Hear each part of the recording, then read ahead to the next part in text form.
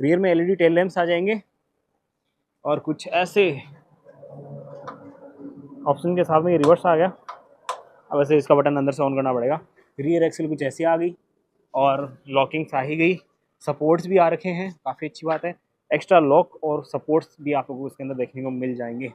Rear suspension boggy आ गया और 220 litre का पॉलीमर फ्यूल टैंक आ गया। 2.5 से 3 किलोमीटर पर लीटर की एवरेज निकाल के दे देगा। 24 वोल्ट का बैटरी सिस्टम आ जाएगा और ये मास्टर कटआउट आ गया और हाइड्रोलिक स्टोरेज आ गया। हाइड्रोलिक सिलेंडर काफ़ी अच्छी मोटाई का है।